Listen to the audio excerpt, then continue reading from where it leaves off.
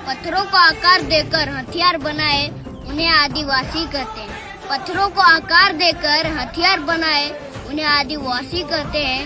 और जो जंगल में रहकर भी अंग्रेजों की उनकी औकात दिखाए उसे भगवान बिरसा कहते हैं। सभी को मेरे तरफ से भगवान बिरसा मुंडा जयंती की हार्दिक हार्दिक शुभकामनाएं। जब तीर कमान ने तोपों को ललकारा, हलबा क्रांति की अमर गाथा। क्या आप जानते हैं, भारत के इतिहास का एक ऐसा अध्याय भी है जहां 20,000 की सेना का सामना सिर्फ तीर कमान और कुल्हाड़ी से हुआ था। ये कहानी है बस्तर की उस क्रांति की जो केवल सिंहासन की लड़ाई नहीं थी, ये थी आजादी, गौरव और स्वाभिमान की लड़ाई। इसका नाम है हलबा क्रांति और इसके अंत का नाम तार झोंकनी। वर्ष था 774। एक ओर थे अजमेर सिंह, सिंहासन के सच्चे उत्तराधिकारी, और दूसरी ओर उनके ही भाई दरियाव देव, जिसने सत्ता पाने के लिए दुश्मनों से हाथ मिला लिया था। दरियाव देव ने बस्तर की स्वतंत्रता का सौदा कर डाला था। सौदे में उसने जयपुर को जमीनें दी, दुश्मनों को धन का वादा किया और अंग्रेजों को बस्तर की आत्मा दे डाला।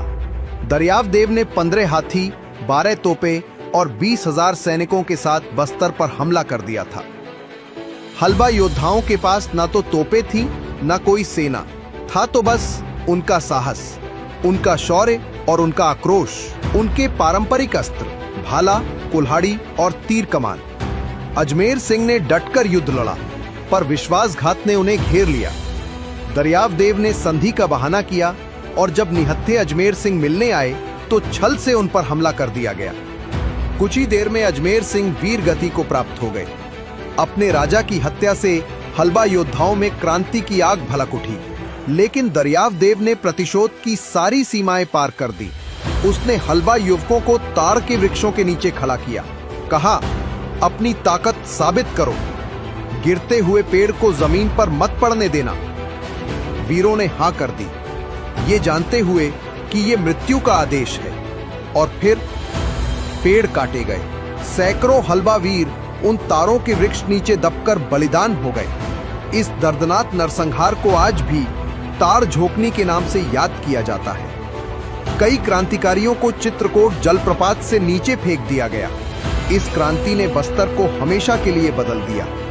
ऐसे ही विद्रोह आगे की सफलता और स्वतंत्रता की प्रेरणा बनी। इन भूले हुए वीरों का कोई स्मारक नहीं था, ना ही उनके नाम किताबों में लिखे गए, लेकिन उन्होंने हमें सिखाया, जब बात स्वाभिमान की हो तो परिणाम की चिंता नहीं की जाती। मुख्यमंत्री श्री विष्णुदेव साय जी के मार्गदर्शन में छत्तीसगढ़ सरकार इन बलिदानियों के गौरवशाली इतिहास को शहीद वीर नारायण सिंह जनजातीय स्वतंत्रता सेनानी संग्रहालय में सहेज रही है। हलबा वीरों का ये अदम्य शौर्य अब राष्ट्र की भावी पीढ़ियों का मार्गदर्शन करेगा। इन अनसुनी कहानियों को जानने शहीद वीर नारायण सिंह संग्रहालय जरूर आइए, क्योंकि यही है हमारी मिट्टी, हमारा गौरव। सन 1795 मध्य भारत का बस्तर इलाका, जहां घने जंगलों में गूंज रही थी एक पुकार, ये हमारी धरती है, कोई विदेशी इसे पार नहीं करेगा। ये कहानी है उन गोंड जनजाति के योद्धाओं की जिन्होंने अंग्रेजी सत्ता की पहली चाल को रोक दिया था।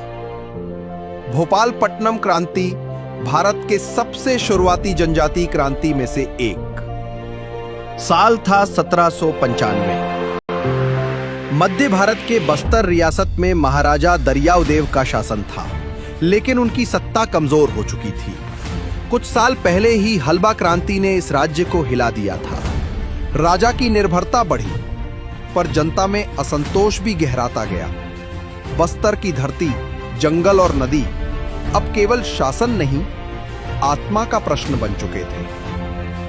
सन 1795 में ब्रिटिश ईस्ट इंडिया कंपनी ने कैप्टन जेटी ब्लंट को भेजा, एक सर्वे के नाम पर असल में यह राजनीतिक जासूसी और संसाधन खोज का अभियान था। ब्लंट का लक्ष्य था इंद्रावती नदी पार करके बस्तर के जंगलों, खनिजों और संसाधनों पर कब्जे की तैयारी। ब्लंट रतनपुर और रायपुर से होते हुए दक्षिण की ओर बढ़ा। उसका इरादा था इंद्रावती नदी पार कर भोपालपट्टनम के जमींदारों से सीधा गठजोड़ करना, यानी राजा को दरकिनार कर स्थानीय शक्तियों को अपने पक्ष में करना। लेकिन गोंड जनजातीय योद्धाओं ने इस चाल को समझ लिया। उनके लिए जंगल सिर्फ जमीन का टुकड़ा नहीं था, वो उनकी पहचान, उनका जीवन था। 13 अप्रैल से 28 अप्रैल 1797 तक पूरे 17 दिनों तक इंद्रावती नदी के तट पर गोंड जनजातीय योद्धाओं ने कैप्टन ब्लंट और उसके सैनिकों को घेर लिया। किसी एक व्यक्ति का नहीं, पूरा गोंड समाज इस संघर्ष का नेता था। उन्होंने शपथ ली, ये हमारी धरती है, हम मर जाएंगे लेकिन अंग्रेजों को नदी पार नहीं करने देंगे। गोंड योद्धाओं ने जंगल और नदी का इस्तेमाल ढाल की तरह किया। ब्लंट और उसकी टुकड़ी को घेर लिया। आखिरकार अंग्रेज अधिकारी को पीछे हटना पड़ा। वो बस्तर की सीमा पार नहीं कर सका और शर्मिंदगी के साथ वापस लौट गया। ये एक ऐतिहासिक जीत थी। इस संघर्ष ने अंग्रेजों को दशकों तक बस्तर से दूर रखा। ये संघर्ष था जनजातीय स्वाभिमान का, ये था धरती मां की रक्षा का। ये थी एक ऐसी कहानी जिसने आने वाले पर्लकोट, तारापुर और भूमकाल क्रांति 1910 को प्रेरित किया। वो थे हमारे जनजातीय वीर, जिन्होंने अपने लहू से आजादी की पहली लकीर खींची, जिन्होंने जंगलों की खामोशी को क्रांति की आवाज बना दिया। पर अफसोस, इतिहास ने उन्हें भुला दिया। श्री विष्णुदेव साय जी की सरकार उस अन्याय को मिटा रही है। छत्तीसगढ़ सरकार उन भूले हुए नामों को शहीद वीर नारायण सिंह जनजातीय संग्रहालय में अमर कर रही है। अगर आप भी उस जज्बे को महसूस करना चाहते हैं जिसने साम्राज्य को झुका दिया था, तो आइए, क्योंकि ये कहानी केवल अतीत की नहीं, ये हमारे भविष्य की प्रेरणा है।